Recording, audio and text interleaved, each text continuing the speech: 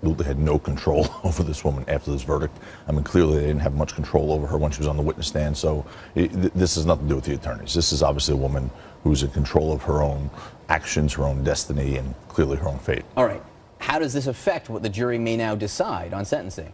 You know, I don't think it's going to have much of an effect. I mean, the only thing I could see happening here is some jurors who would be less inclined to impose a death penalty could sit back there and say, listen, if she doesn't care, if that's what she wants, well, sure, it makes my job easier.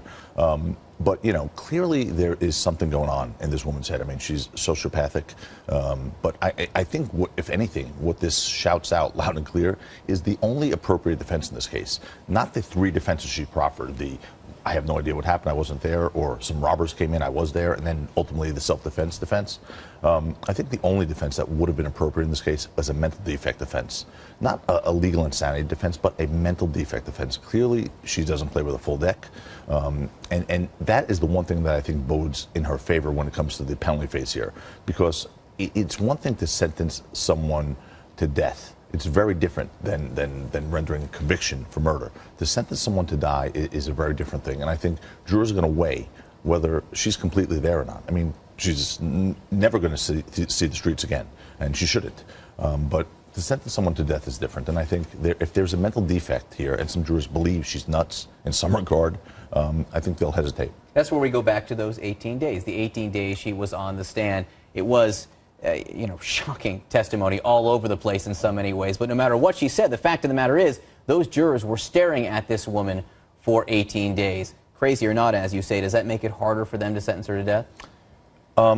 You know, again, that cuts both ways. I mean, in some ways, yes, you get to know the person. It's a personalization of a human being. You're actually seeing a person, they're not the defendant anymore. They're this person you've been interacting with, so to speak, for 18 days. On the other hand, they found that for 18 days, she sat up there, looked them in the face, and lied to them. That's an aggravating circumstance. And remember, in this case, what they have to prove, the prosecution here, is that the death was caused in a cruel manner, either physical pain or mental anguish.